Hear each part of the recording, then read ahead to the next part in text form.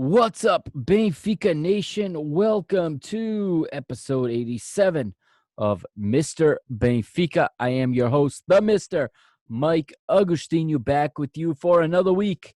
And we got another Benfica match to break down for you here tonight. It's episode 87. Like I said, it is Benfica 2, Moreirense 0. But before we get to the match, we have to get to the overlying story. And it is a little bit of a damper. It does put a damper on this victory. It puts a damper on this result, on this performance. And I'll get into the performance later. But it does put a damper on it. It is the fact that it has been confirmed and reported to the CVMN that Benfica have, in fact, sold Ruben Dias to Manchester City for 68 million euros. That is quite a large sum of money, of course. And as you know, Benfica not in the Champions League. So there's a lot of income that was lost with that.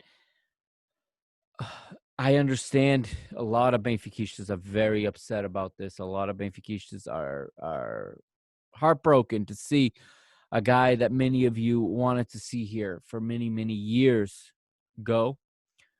I've read opinions and feelings of so many different Benfica supporters, well-known and lesser-known alike, and there is a very uniform sentiment that this is a great loss for Benfica, and it is. Ruben Dias is a fantastic player, but even more than that, he is the epitome of what you want a Benfica player to be. He carries all the values and all of the excellence, and he carries all of the just quality of Benfica with him. He is such a symbol and such an ambassador for all that is good with Benfica. Yes, he's had his share of bad matches. He's still very young for a central defender. But for the better part of the past 3 seasons, he has been a consistent part of our defense. And he was a big part in our winning the 2018-2019 Liga NOS title. He's come up through the ranks, 12 years at the club since he was just a kid. And he leaves us tonight for Manchester City of the Premier League, the bright lights of the Premier League. And we're getting a player in return. I'll get to that in a minute. But if you are listening to the podcast form of this episode, you're now going to hear some words from Jorge Jesus, from the manager, JJ. This is from the post-match press conference, okay? If you're watching on YouTube, first of all, welcome. And secondly, right there, go ahead and hit subscribe to Mr. Benfica so you can be alerted when Mr. Benfica videos are available. Again, that is part of the season this year. That is a change, an update, an upgrade to season 3 of Mr. Benfica is the video element. And with that, a lot of these episodes are going to be put on video. So do subscribe. But if you're watching on video, of course, I can't play the audio on YouTube as you guys know, the regulations and the rules with YouTube do not allow for that. So just sit tight on YouTube for a few moments while everyone on the podcast listens to Jorge Jesus talking about Ruben Dias and about this transfer.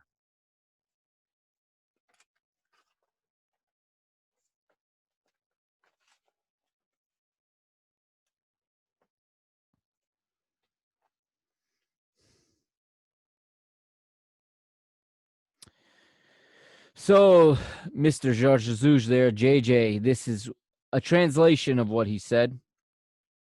He was asked about if it was true, if this was Ruben Dias' last match. That was the question. And he goes, well, I'm reading the wrong bit there. Hold on one moment. Well, I changed my page. I almost read you the wrong interview. So JJ's statement in the post-game presser right here, answering this question, he said, in response to whether or not he knew, he said, well, I'd like to have absolute certainty on these things, but in football, nothing is ever certain until it's signed on the dotted line. But from the information that I received and from what I was told, this was in fact his last match. Sometimes these deals fall apart at the final moment, but it doesn't look like that will be the case here. He's a player we hate to see go, obviously. He's homegrown. He's a symbol of the club and of the Seychelles. He is a captain and he is a national team player.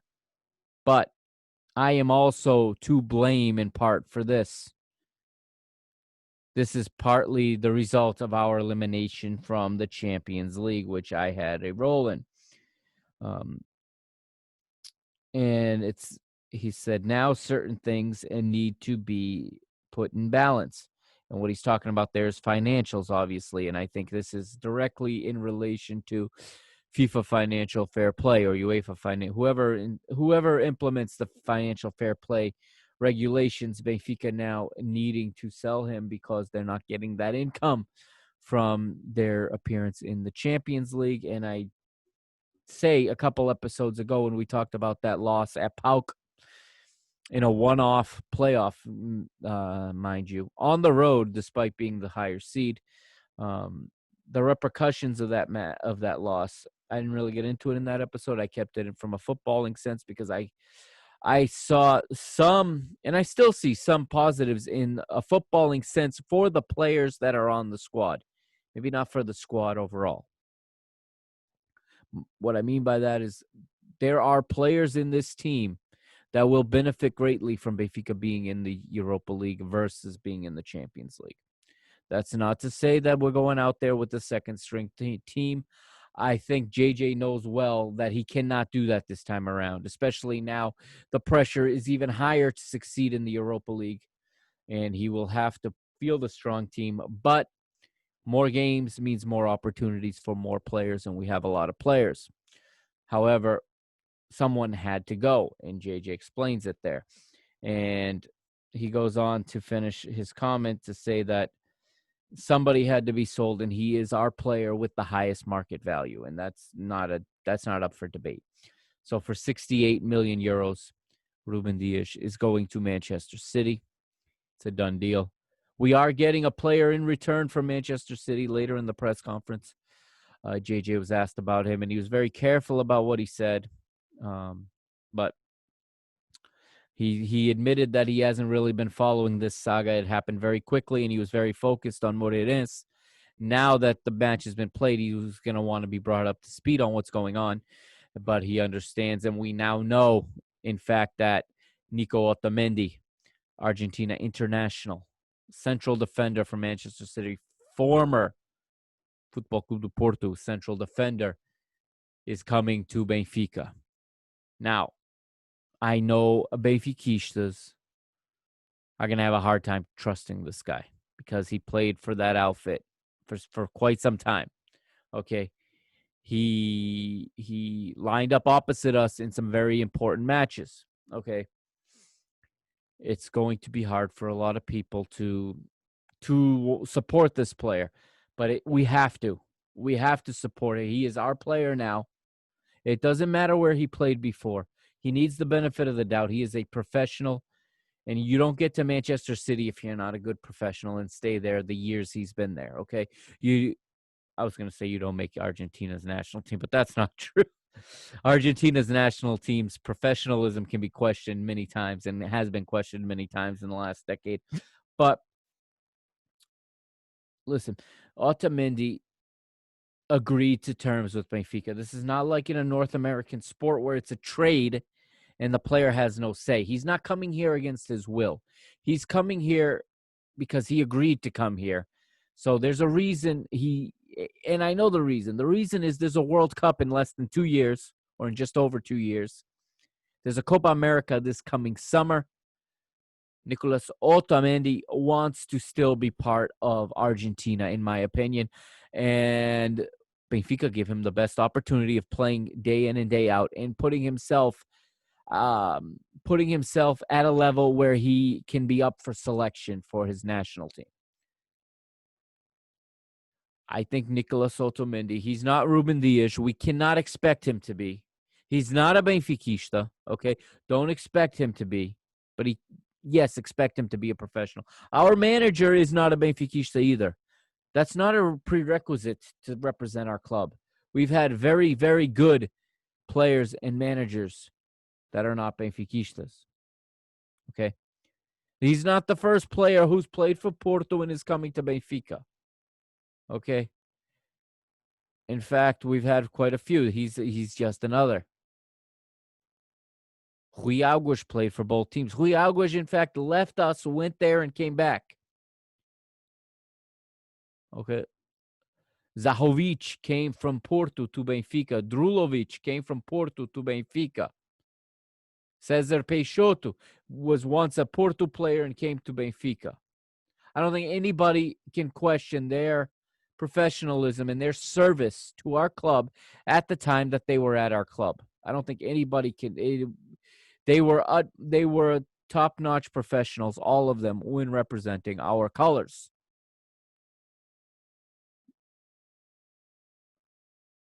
I don't care that he played for Porto anymore. He's our player now.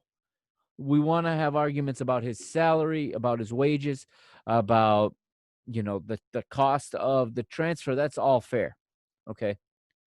But do not bring in this player's professionalism into question before you've given him a chance to prove himself. We need a central defender to replace Ruben, who has quality, who knows our league, who understands our rivalries. Yeah, he's on the other side of it now, but he understands Benfica versus Porto. He understands. He's been in the other locker room. What better of an asset to us in the next Clásico than a guy who's been in the opposite locker room? He knows how they prepare to play us. He knows how they come in. He knows how they plan to get us off our game. He knows how they plan to amp up the physicality, the intensity, and to turn it into a fight. Listen, we haven't fought when we've gone in against them. We've gone in with our tail between our legs every time, minus a couple. Too many times we go into those Clásicos with the tail between our legs. We've got a player on our side now that understands what that Clásico's like, who's been on the other side, and I believe he's going to fight for us now. Portistas, I've seen some tweets of saying he's dead to them. I think this is a necessary signing, okay? Maybe it's not fantastic. Yeah, he's on the wrong side of 30. His career's going in the wrong direction. It's on the decline. But just like Jan Vertonghen, it doesn't mean we can't get 2 or 3 good years out of him. Central defenders can play. Look, Pep is 52 years old, and he's still starting for our rivals, okay? Yeah, I know he's not 52 years old, but you get the point. In fact, Pep, I think, is 1 month older than I am. So that, Otamendi's 5 years younger than that, or 4 years younger than that. No, and he brings a lot of experience. He's played in big matches. He's been with Argentina to the World Cup final, Copa America finals. Okay. He's played in the Champions League. He's played in the Premier League. He's been a champion in the Premier League. That's a whole lot of value coming into our team, a whole lot of valuable experience. Yes, we lose one of ours, and that's going to hurt. And if given the choice, I'd rather have Ruben Dias, obviously. But if we had to make the sale, I do believe that the sale had to happen. Who else were we going to sell to make up the difference? Okay. I don't want it to be Goncalo Ramos. He hasn't even got started yet. I don't want it to be Jota. I don't want it to be Florentino. I'm hopeful Florentino comes back. Okay. When we get to the news segment, Florentino, if you don't know, has gone on loan. I'll mention that in the news segment in just a moment. But I think Nicolas Otamendi is now our player, and we need those that matter are the ones that are here. There's a saying, os que contam é os que cá estão, right? In Portuguese, os que contam é os que cá estão. The ones that matter are the ones that are here, okay?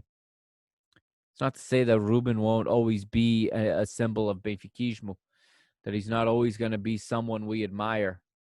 Heck, when we win the title in May, and I believe we're going to win the title in May, Ruben's going to get a medal. He's played in the first 2 matches of the season. And when we win the title in May, we'll see a video from Ruben on his social media congratulating Benfica, just like we do every time we win. We see one from Bernardo Silva. We see one from Nemanja Matic. We see one from David Luiz. We see one from, I could go on all day, Ederson. We see him from Julio Cesar. From now, Jonas will be one of the ones, certainly. But as you know, the players that leave, they take a bit of Benfica with them. They take that Benfiquismo with them. And obviously, after 12 years, Ruben Dias has a whole lot of Benfiquismo he's taking with them to Manchester City. And who knows? Maybe we can convert Otamendi into a Benfiquista before all is said and done. Listen, winning is going to heal all wounds, okay? Yes, it's going to hurt, especially for some who are much more romantic about football. And I consider myself to be in that class, but I also, unfortunately, have an understanding of the inner workings of the game that have killed some of that romanticism for me. And to be honest, this move was going to happen sooner or later. This was bound to happen. Ruben Dias was going to leave. It was always going to happen. If not in this window, in the next or the one after that. Yeah, it would have been nice to keep him for one more complete season. It would have been nice to give him a season as the captain of the team. Would have been nice to to have him leave hoisting the trophy. But it was just the way it had to be this year. And this is a result and I want to reiterate this. This is the result not of a loss in Greece to PAOK, because that never happens if last year's team does not crumble, if last year's team does not collapse, if certain players in this team don't allow it to happen. This is everything in football, as in life, has consequences. This is a consequence of last season's collapse. We have nobody to blame. And I've been critical of the president for a long time, basically since I've had this podcast. But the president didn't go out and lose those matches last season after we had a 7-point lead. Yeah, he built a team that was not well built, but we had a 7-point lead. We had a 7-point lead at the midpoint. Remember the last match of the first half of the season?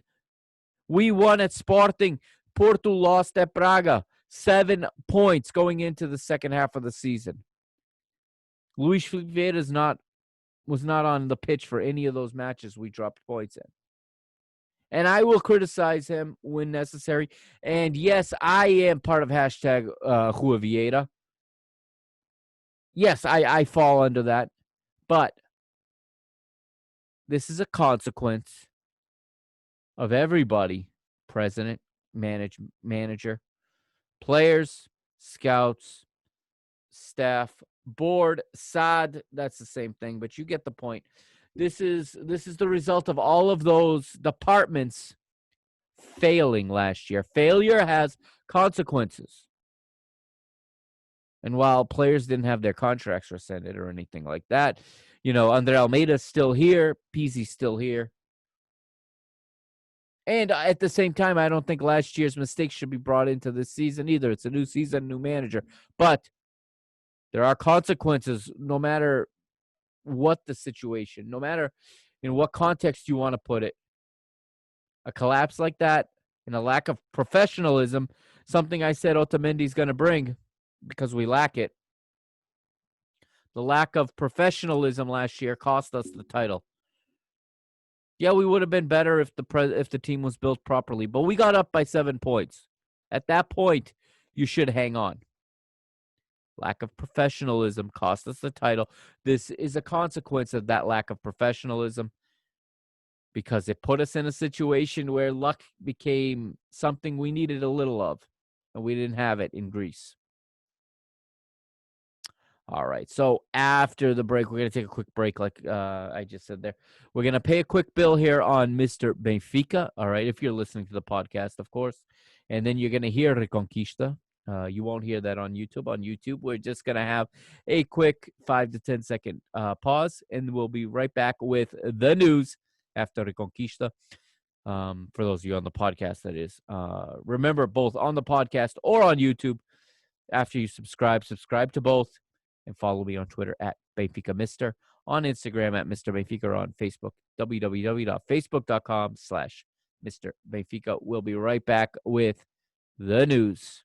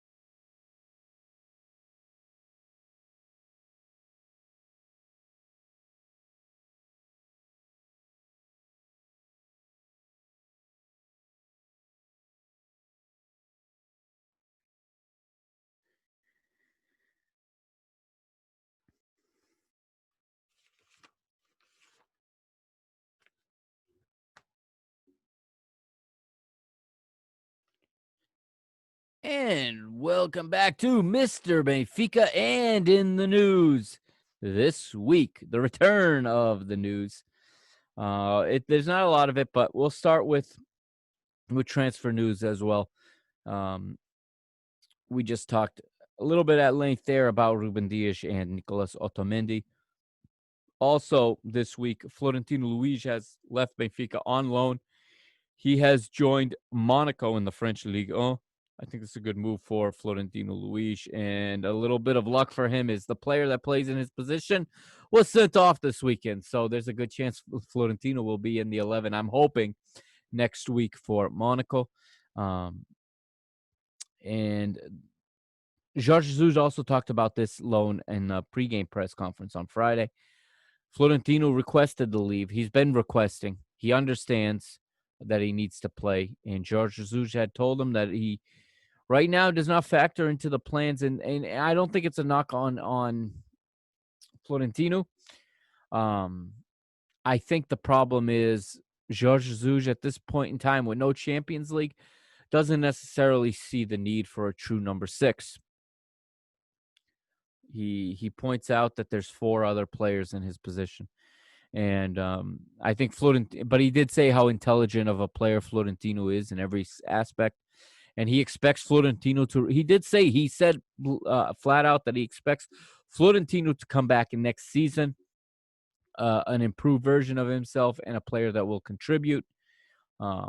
He has said that Monaco do not have the financial means, apparently, according to JJ. I don't know how much of a expert he is, but according to him, he says they will not exercise the option to buy, and that Florentino will be back next season. Sticking with football, the B team dropped 2 matches this week. They lost Wednesday 4-3 at the Seixal at home to Desportivo de Chaves, and then losing this weekend 2-1 to league leaders Mafra. And that leaves Benfica B in 3rd place right now in the Ledman Liga Pro, 6 points from 4 matches. But the big story in the B team, and it is a big story in all of Benfica, I mentioned his name a few minutes ago. It's Goncalo Ramos. And had Ruben Dias not been the overwhelming topic of the post-game press conference on Saturday, Goncalo Ramos would have been. Goncalo Ramos has 7 goals from 4 matches, and he is training with the first team. But there's a pressure being put on JJ to put him in the first team, and there's pressure that he is the answer up front. Of course, with the signings of Darwin and Luka Waldschmidt, there isn't necessarily room for Goncalo Ramos right now. I think that's okay. I'm going to go against the grain here. I think that's okay. I think he's exactly where he needs to be right now. That's in the B team, playing as many minutes as possible, getting as much repetition as possible, getting to know the professional game even better. Okay. He just concluded his youth career a couple weeks ago in the UEFA Youth League. Yes, he played on the B team last year. I fully understand that. Yes, he's made a senior first team debut. He's already got 2 goals in 6 minutes of playing time. I get that as well. However, we need to learn from the mismanagement of other youth players. None more disappointing than Jota. We have done such a disservice to that kid. I don't want to see that happen to anybody else, okay? We did it to Zach Gomes as well some years back.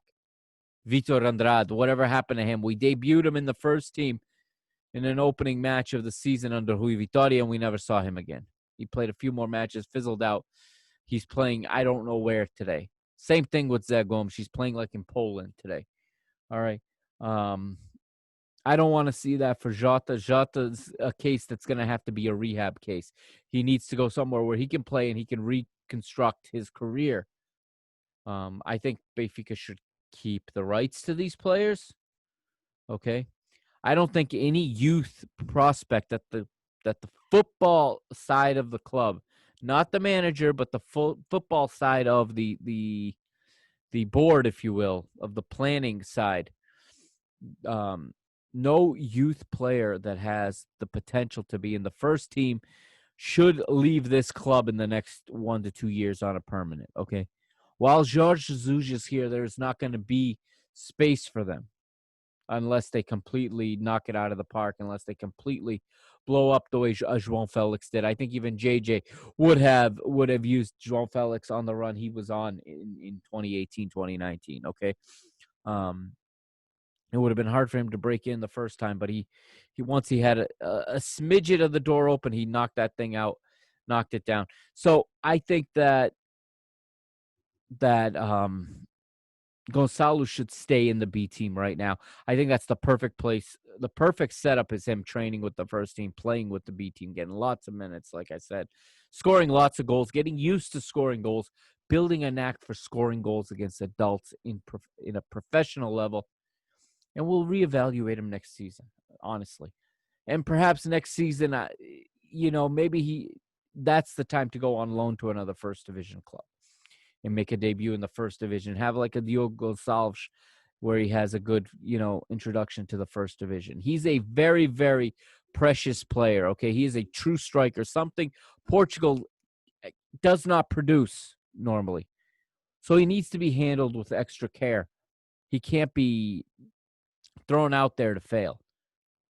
So I actually think JJ coming in is a good thing for his development because it's going to slow it down. It's going to hold him back a little longer until he's more ready to go to that senior level, to face the pressure of being a first-team Benfica player, especially a striker who's going to be expected to score goals. Now, if Carlos Vinicius is sold by the end of this window, I don't know. If that happens, maybe that changes, but I think what he should do is be a B team player, and he can play in the first team when the opening presents itself, either through suspension to other players, injuries, things like that. That's fine. That's a good time to bring him in, but he should still not be losing minutes in the B team to be sitting in the first team. That's my opinion from where I've been and with my experience. I find that, until he gets tired of being a B player, and Renato Paiva said in the post-game press conference Wednesday against Chaves that he is not at all tired. He says that Goncalo is very, very focused and that everybody involved at the club is taking a very good care of him and is handling his situation with the utmost care. All right. We move to modalidades now, and we have wins in hockey, volleyball, and in women's football this weekend. To talk about hockey wins 7-3 at home to Porto, a hockey team called Futebol Clube do Porto.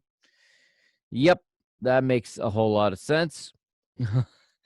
Benfica start the season off with a good win, but this year's championship format in Portuguese rink hockey has changed. No longer will the winner of the regular season, if you will, the team with the most points at the end of the season, be crowned champion. After the season, there will be a playoff phase, the Liga, and I believe the top 8 sides will advance to the playoffs. First round will be the best of 3 with a best of 5 series in the semis and the finals. If I understand correctly, that is where Portuguese rink hockey is going this season. Volleyball continues their dominance. The only thing that stopped them in the last 3 years was COVID-19, as volleyball goes to Guimarães and wins 3-0 25-20, 25-20, and 25-22 are the scores of the three sets for Benfica's volleyball team from Marcel Matz's side. Women's football now, my favorite of them all. The women's football team got back on the pitch today. Exciting. They opened up the BPI season, the Liga BPE, with a 5-0 win on the road at Adus Francos at a little stadium called the Quinta da Boneca in my neck of the woods in Caldas da Rainha. I wish I were in Portugal so I could have gone to see that match, to be perfectly honest with you. Big fan, as everybody knows, of the women's football team at Benfica, but I'm very concerned also because this team is not nearly as strong as they were. A lot of top players have moved on, financial reasons, I'm sure. As we saw last year, just a litany of rescinded contracts. Not much was said about it, but clearly something's going on. Something has gone on. They've recalled a lot of players from loan. They've sent out some more players from loan. Notably, Lucia Alves has gone back to the name of the team is escaping me now. She's gone back to the team she was at before. I apologize, but it is late and I am forgetting now. She went back to Gaia. And she's gone on loan for the season. As we said, they have recalled Jesse Vasconcelos and some other players. Also rescinded with some players such as Tita, who has gone from a loan to a permanent move to Condeixa. And it's going to be an interesting season. 20 teams in the Portuguese First Division this season. 10 in the North section, 10 in the South. And then there'll be a second phase where the top teams from each section move on and play another championship. And that's where the winner will be crowned. The champion will be crowned. Benfica going into the Champions League this season. And that's why I'm so concerned about the big drop in the level of play and the loss of so many quality players. I don't think it's going to necessarily hurt our team in the domestic championship, although Sporting will be tough as always. Sporting Braga has lost players. They have had to let some players go for the same reasons. COVID has really destroyed the budgets of a lot of the women's football clubs, a lot of their budgets. And it was Valadares, the guy I just remembered. It's the team where Lucia Alves was loaned back to. But they've also recalled Carlota Christ from that same Valadares Gaia team. So Benfica is going to be relying a little bit more on homegrown players this season than they have in the past. Again, domestically, we're going to be neck and neck with Sporting. It's going to come down to those two matches, I think. And I think that in Europe, it's going to be very, very tough with this team. I think with the team we had before, we could have had a chance to advance a round or two. Now, the Women's Champions League is a knockout tournament. It's not a group phase at this just yet. It will be starting next season, I believe. But right now, it is a knockout competition, 2 legs. So we'll see if Benfica can advance a round or two in it this year. I think that would be a huge accomplishment, not just for Benfica's women's football department, but for Portuguese women's football in general. And their 5-0 win here against Adus Francos, I forgot to mention. Goals were scored by Chloe Lacassi. She had 2. Darlene and Jolene with 1 apiece and an own goal from Adus Francos. And that is the news for this week. So we're going to take another quick pause here. If you are on the podcast form, you're going to hear a quick little ad here for Better Than Vegas for BTV. Yeah, not our BTV, the other one, okay. A quick little ad for one of the sponsors of this show, Better Than Vegas. And then we'll be back with the match. We're going to go right into it. Okay, it's going to be Benfica versus Moreirense from the Estádio da Luz from this past Saturday. This is Mr. Benfica. I am the Mr. Mike Agostinho, and I will be right back.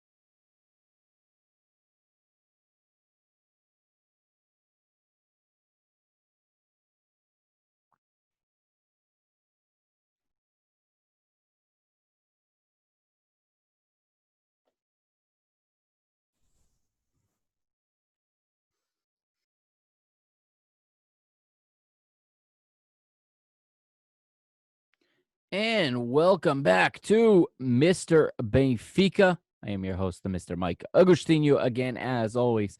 And it's episode 87. All right, we're going to Saturday.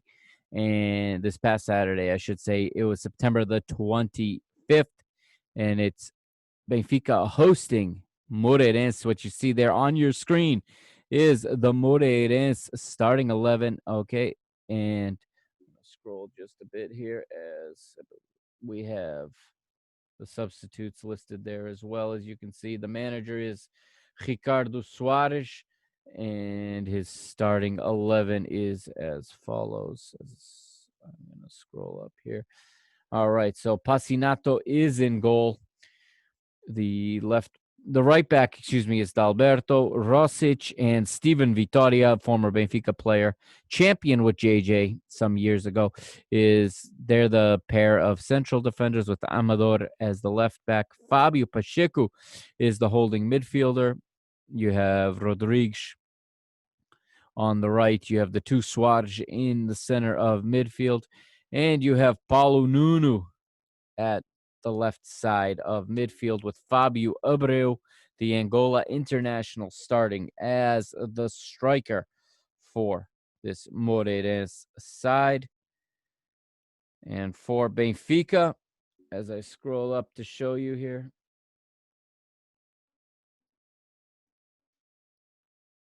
you can tell I am incredibly talented with the computer. Benfica's 11 there in a 4-4-2, as is customary under JJ. Odi Vlachodimos is in goal. The right back is Andre Almeida, the center back and captain on the day, as we know, in his testimonial of sorts, in his farewell match of as for the final time, Ruben Dias lines up wearing the number 6, and he's wearing the captain's armband on the day. He's partnered by the Belgian international Jan Vertonghen, and the left back, as always, is, when healthy at least, is Alex Grimaldo.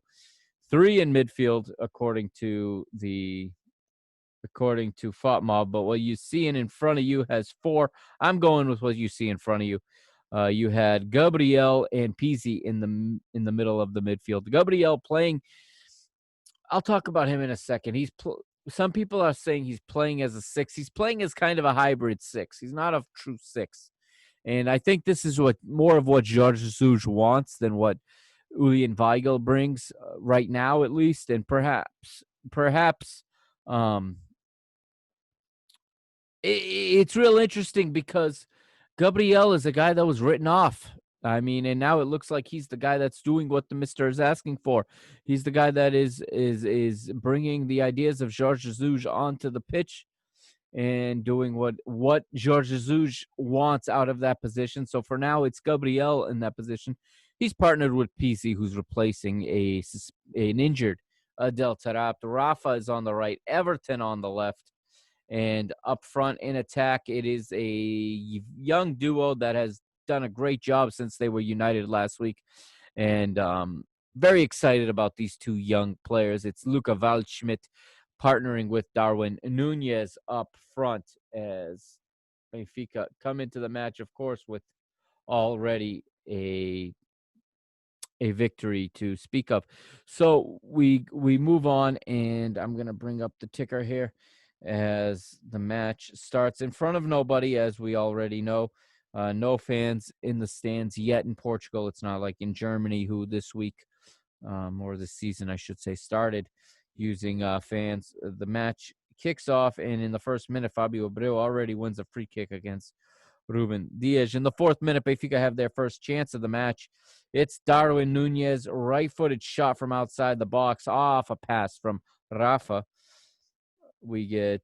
It's all Benfica from the start. I mean, I think Benfica started off very well again. This has become a consistent thing under Jorge Jesus here in this early part of this new season since he's returned. Very, very strong starts, and this was no different. In the 9th minute, Vertonghen with a great chance. He had a header from the center of the box. He was close, but he missed just left on a cross from Grimaldo. And In the 14th minute, another opportunity. This time it's Gabriel, left-footed shot from outside the box, saved in the top center of the goal. He was set up by Peasy. And in the 14th, still, it's another miss. This time it is Everton, right-footed shot from outside the box. He misses just left. But we fast forward to the 19th minute. And if you're listening on the podcast, have here a listen. If you're not, if you're on YouTube, just sit tight for a few moments.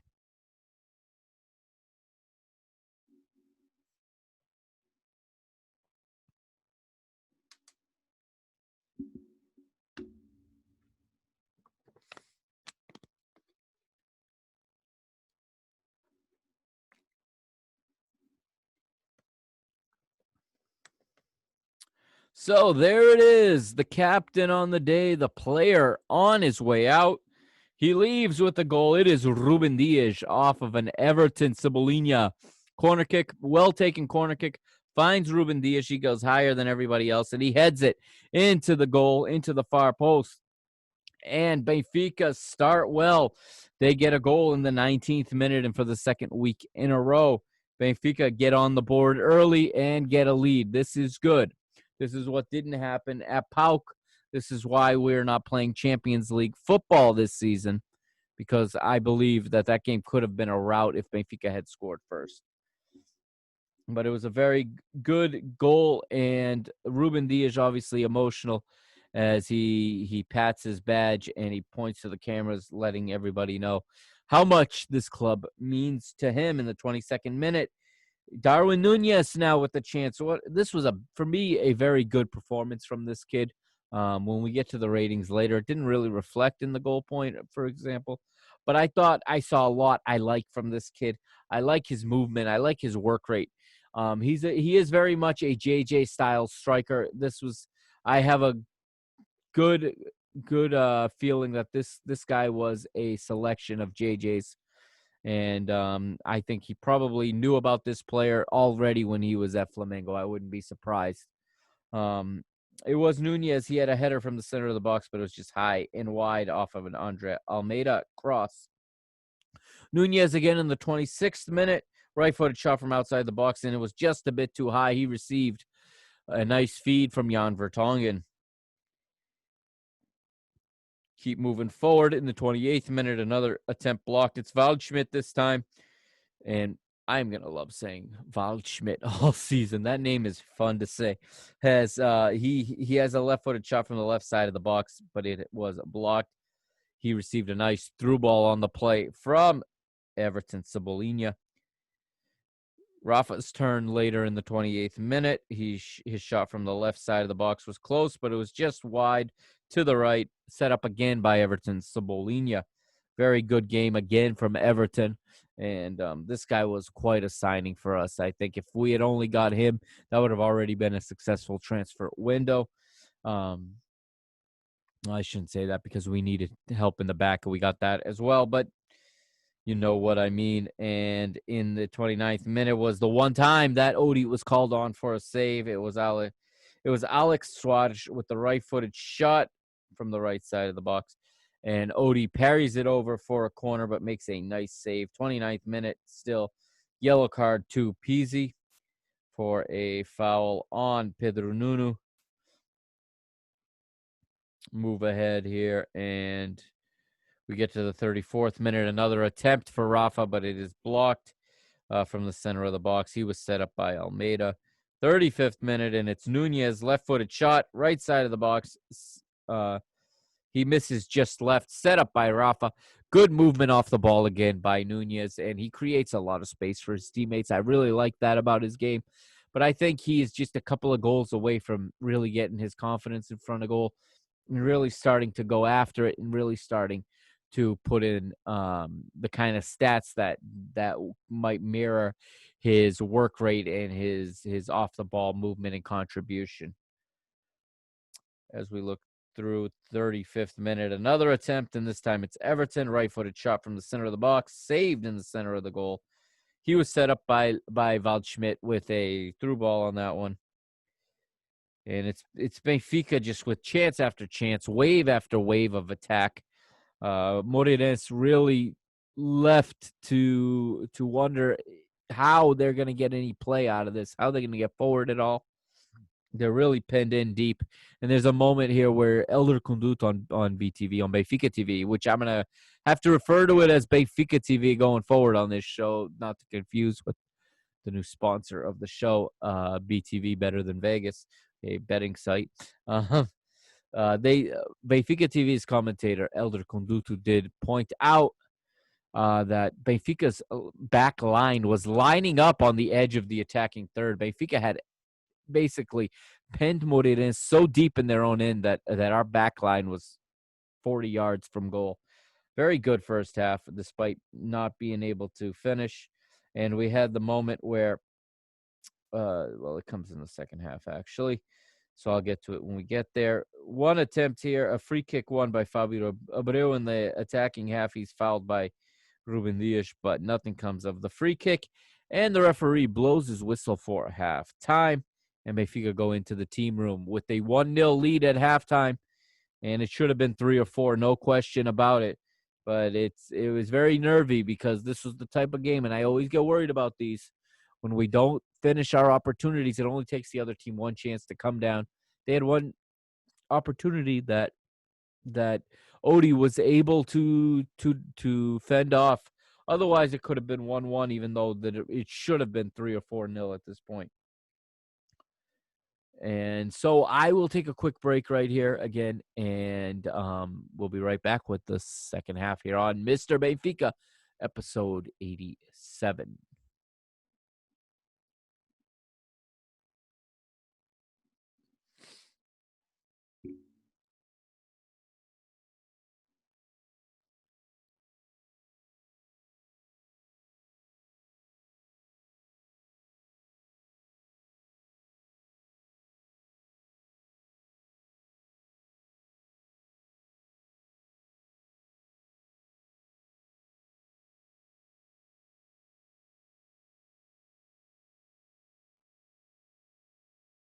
And the second half gets started at the Stadio de Luz. And right off the bat, in the 47th minute, it is Pizzi with a right-footed shot from outside the box. He has it saved in the bottom right corner. Nice setup again from a name I keep saying, Everton Cebolinha. As Benfica will continue to get wave after wave of attack, just like in the first half. Benfica's ritmo, Benfica's tempo is starting to slow. Now, they do come out incredibly fast, and they play incredibly hard in the early parts of the match. And they obviously can't sustain that for 90 minutes. No human being can play with that type of intensity and that kind of high pressure for 90 minutes. But this is early season, so I think they're pushing a little harder. They're trying to extend that time of high press, that time of high intensity. And I think each game it goes on a little bit further. And I do like what I'm seeing from them in that regard. In the 53rd minute, it's Everton again. Cebolinha, right-footed shot from outside the box, saved in the center of the goal.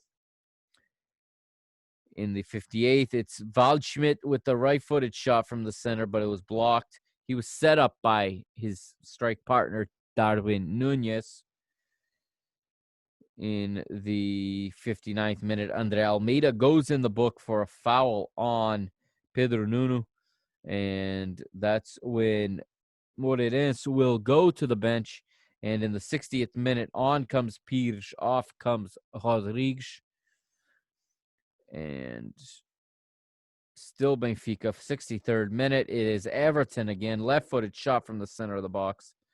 Saved in the top corner. Good showing for Passinato, the goalkeeper of Moreirense in this match, as he concedes a corner kick there. But on the ensuing corner kick, Jan Vertonghen, in trying to get to the ball, fouls Steven Vitoria and also takes quite the headbutt for it. Right under the eye, if you're watching on YouTube, I'm pointing to it. You saw Jan Vertonghen's eye start to swell up like he was a UFC fighter. And I say that because I spent all of Saturday night watching the UFC. And if you followed the PTV network, you saw my preview there. And coming this week is a review of UFC 253. There's a little plug for one of my other projects, but the black eye really reminded me. Minutes later, it was starting to swell right under the eye, right here, if you're watching on YouTube where I'm pointing. But luckily, he was okay. I was worried about him, but luckily, he was okay on the play. And we go to minute 64, and George Jesus makes the substitution. And I'm going to be 100% honest right now. When I saw this, I got mad. You can ask my 4-year-old son. He said, "Daddy, why are you mad?" On comes Haris Seferovic. Off goes Luka Waldschmidt. I want to keep seeing Waldschmidt and Darwin. Selfishly, I just want to see those two play together. George Jesus sends on Seferovic. And I don't want to see much from this guy anymore. But anyway, he reminds me a little bit later what he does do quite well. And also a minute later, another substitution for George Jesus. He sends on Chiquinho in place of Pizzi to play in the central midfield role. George Jesus did say in the press conference, the pre-match one, that Chiquinho's true position lies there, that it is in that more 8 role. He said last year's manager played him as a false 9 or as a 10, but he says that that's not his true role. If you look back his entire career until last season, he played as a central midfielder, as an 8, and he puts him in and gives him 25 minutes in this one at that position. A minute later, Moreirense counters. Mateus Silva is on. Anthony D'Alberto is off.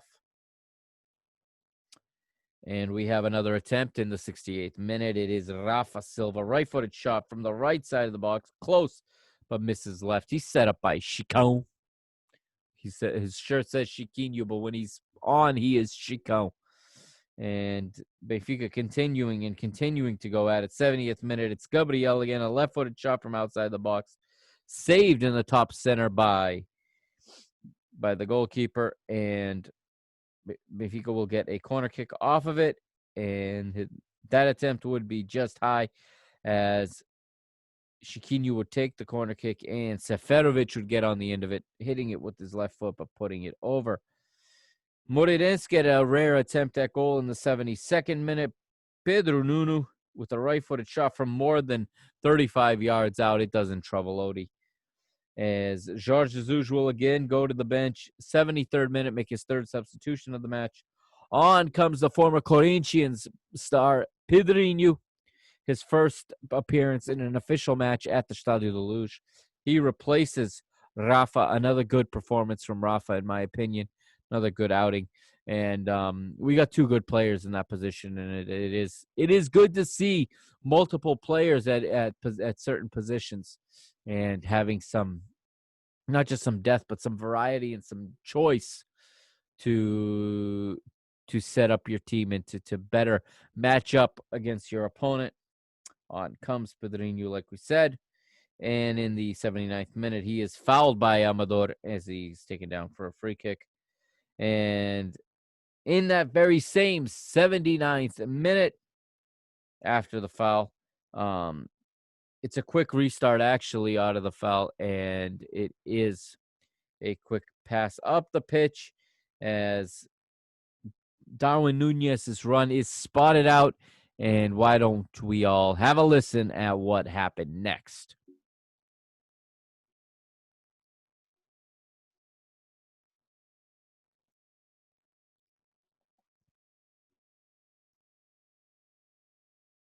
Of course, if you're watching on YouTube, you did not have a listen for rights purposes. I don't have the rights to broadcast that on YouTube, but if you're listening to the podcast, you heard Helder's call, and it is that very same Seferovic off the bench and on the score sheet. Tap and goal. It's the kind of goal he scores, okay? And this isn't meant disrespectfully, because this is actually his ability, is getting himself in the right place at pace, as Darwin Nunez makes another fantastic run, gets in behind the back 4. He angles his run perfectly to set himself up to slide it across the face of goal All Seferovic had to do was tap it in, and he timed his run perfectly to be at the right spot at the right time, and with the left foot, he puts it into the roof of the goal. It is 2-0 to Benfica in the 79th minute, and at this point, I finally breathed a little bit of relief because that 1-0 result was really stressing me out at that point. And it was nice to see Benfica make it a 2-goal lead and kind of let themselves breathe a little bit, as Moreirense, even though they hadn't attacked much with just a 1-goal lead, anything would have been possible. Now, with the 2-goal lead, Benfica settle in nicely and see out the rest of the match. In the 81st minute, it's a substitution for Moreirense. It's Goncalo Franco replacing Fabio Pacheco, and Ibrahima replaces Alex Soares. And Benfica would have another attempt in the 83rd, and it is Pedrinho's left-footed shot from outside the box. He was set up by Chiquinho. We move forward. We get one more substitution, or two more substitutions, excuse me, one more stoppage for substitutions. Jorge Jesus sends on Julian Weigel, the German international, replaces Everton Cebolinha. And what does the future hold for Julian Weigel? I mean, everybody sees the type of player, the type of ability he has. Most of us are saying he's clearly not a 6. Apparently, Jorge Jesus obviously agrees also. Will we see Weigel play a little further up the pitch? I'm hoping so. I'm in the camp of hoping to see him play more as an 8 and see him partner perhaps with I wanted to see him partner with Florentino. We never got to see that, as Florentino has left, like we said in the news segment. But I wanted to see that. We didn't get to see that. But I could live with the Gabriel playing just slightly behind Julian Weigel and using Weigel's passing skills and his calm demeanor further up the pitch. Now, Jorge Jesus just told him he wants more aggressiveness out of him. And I think that's one of the big reasons he's been taken out of the starting 11 at this point. And now he's playing Jota minutes, essentially, which we'll see how this plays out over the next couple of matches. Nuno Tavares also comes on in the 87th, replacing Grimaldo. And there's not much else to note. Benfica will see it out. They'll take the result. 90 minutes elapses. The referee blows his whistle 3 times for full time. Benfica win 2-0 and collect the 3 points. Let's hear what Jorge Jesus had to say in the flash interview post game. All right, here is Jorge Jesus talking to the media in the flash post game right on the pitch.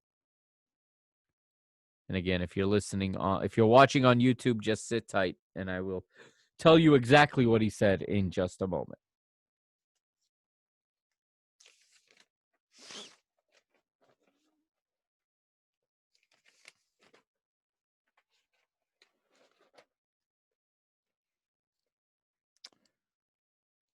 So Jorge Jesus addressing BTV here.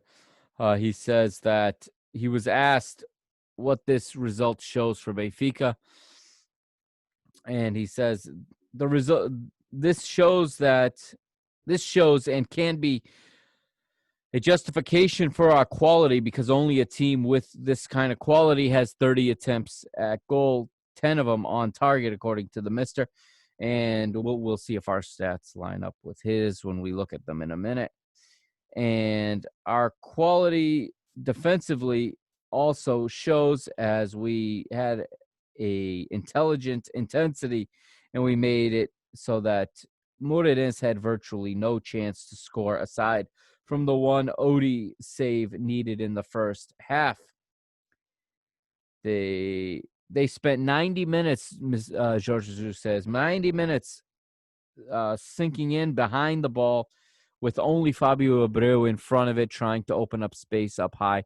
So we were facing 10 defenders all game, and they were laying with low blocks, trying to prevent us, and had no answer to stop us from going in time after time, according to Jorge Jesus again, which is true. Benfica had all kinds of attacks. This game, again, should have been 6 or 7-0. In all honesty, okay, this was not a 2-0 match. And I wish we had put a few more on goal. I'm going to be concerned about lack of finishing forever. That will always concern me. There is no team I'm not concerned I will where there's no at no point will I stop being concerned about a lack of finishing, because at the end of the day, goals are what win the match. And then he says here, he was asked then by a reporter. He says many times players lead a team. For example, Everton and Darwin were big in this match. He said, do you think that they are beginning to assimilate into the team and into the ideas of the manager? Jorge Jesus responds, Darwin, as you can see, is a player with quality, and when he goes at pace, you can see why we wanted him as our attacker. He is a creator and a finisher. He could have scored a couple today, but he did well to get another assist. He's growing, but he's still a fish out of water here in Portugal, and he will continue to improve and to get more accustomed with his surroundings and with his teammates.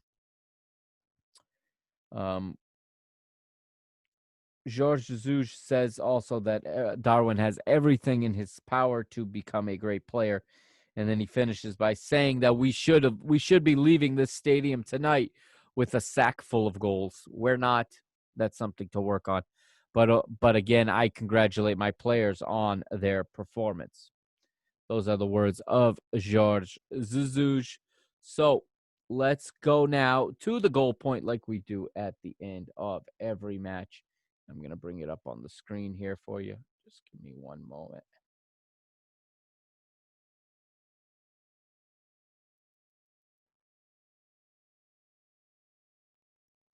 And if you're watching at home, you see what type of high-speed internet I have here. And I'm going to bring it back to me for a minute. There it is. All right. So there is the goal point. And this is one of my favorite parts of the show where I get to now show you what I'm talking about. So we have, we'll start with Moreirense and the time-old tradition of Benfica's opponents having their goalkeeper as the man of the match. He had a lot of saves, but a lot of them right at him. That's still something that needs to be improved. But Passinato had a 7.0 rating. Di Alberto, 6.8. Rosic, 5.0. Steven Victoria, 5.5. Amador, 5.1. In midfield, Lucas Rodrigues, 4.8. Alex Soares, 4.3. Fabio Pacheco, 5.5. Fabio Soares, 6.2. And Pedro Nuno, 4.1, with Fabio Abreu earning a 4.8 up top. Felipe and Mateus each get a 4.7 off the bench. And you see there Moreirense with a 0.2 goal expected goals. That's that right there. That I love that stat. That tells the story. And the average rating for Moreirense is 5.32. Looking at Benfica now, and Vlaco has a 5.4 in goal. Andre Almeida 6.4. Ruben Dias 6.5 and a goal on his departure. Vertonghen 5.9. Grimaldo earns a 6.3. Rafa 7.4. Pizzi 6.0. Gabriel 6.2 in his newer position. With Everton right there, Everton Cebolinha, as you can see, man of the match with a 7.8 rating.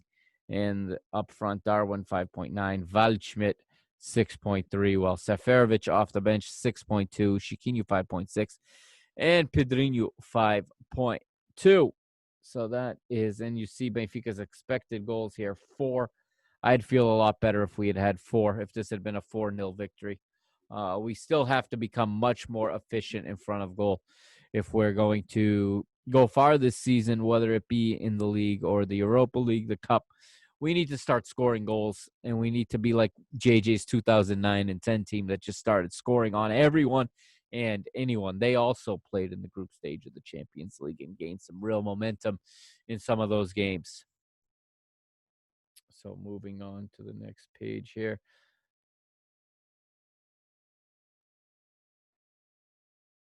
And there's the stats. I'm going to back it up a little to show you.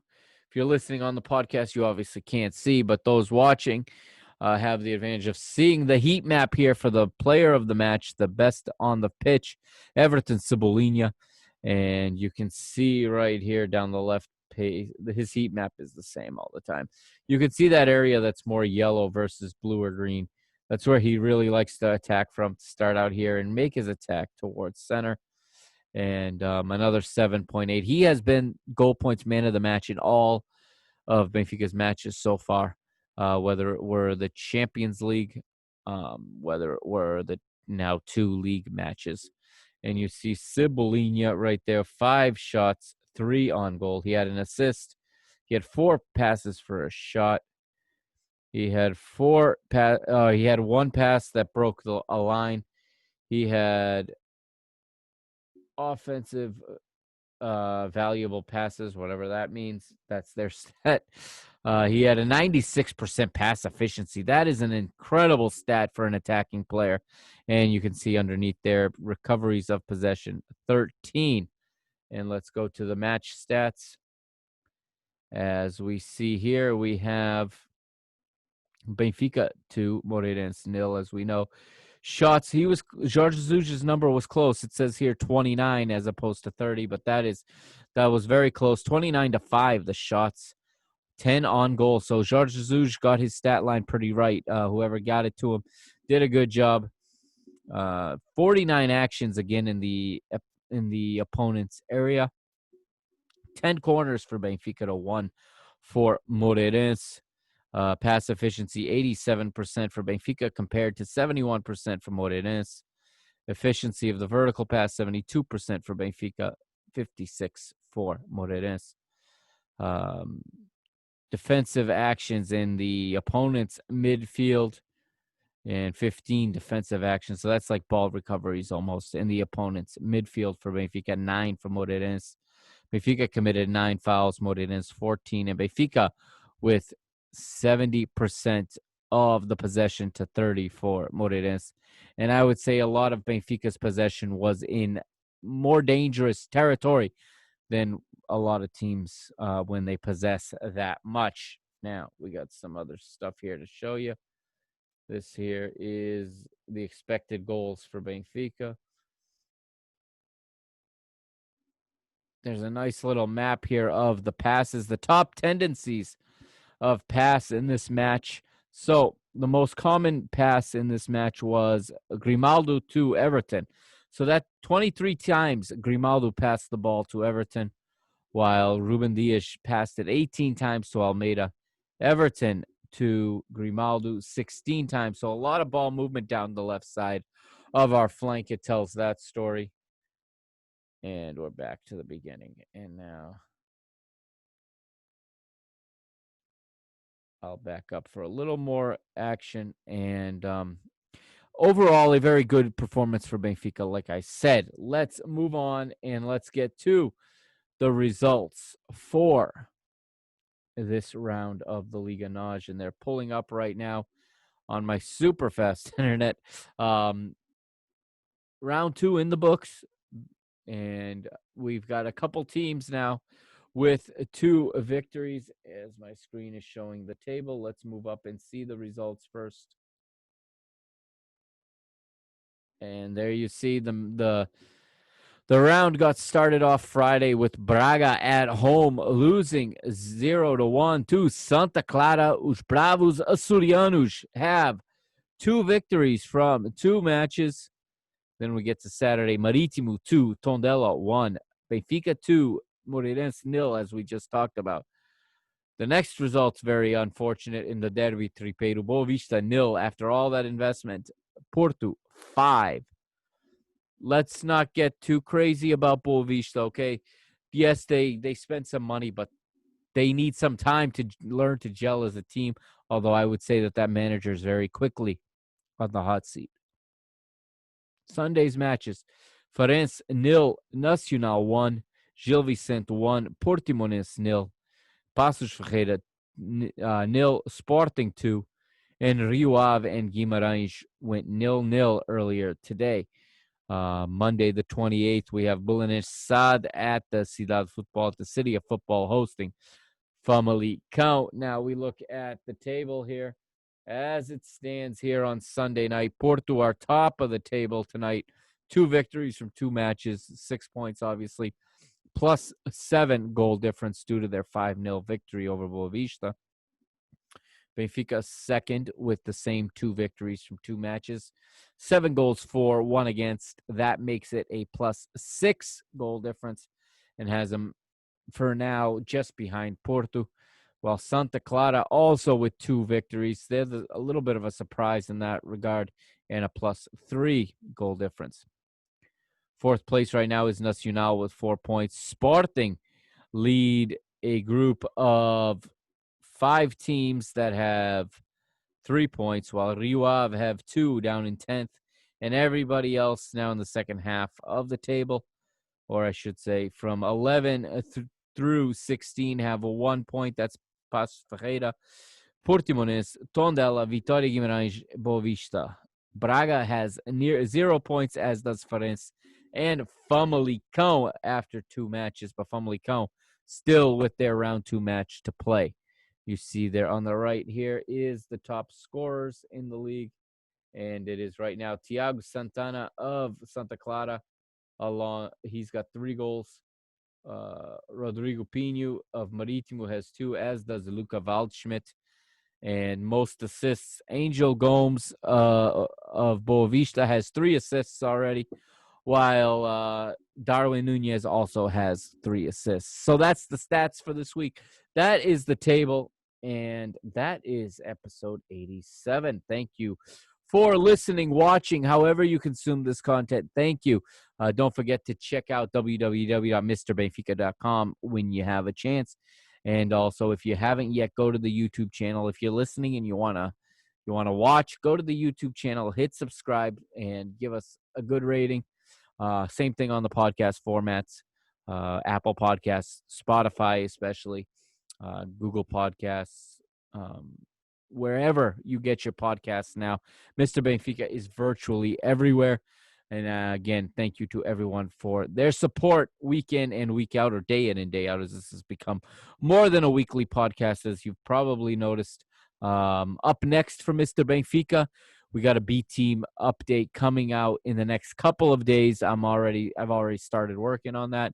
And hopefully by the end of the week, a women's team review from this first match against Dos Francos. And the PTV network also has a ton of stuff, both football and UFC, as well as DGens United has all kinds of sports betting stuff virtually every day. So check it all out. All right. Thank you for joining me. Thank you for taking the time out to watch, for those of you that watched, or to listen. I hope I have made your commute or your evening better.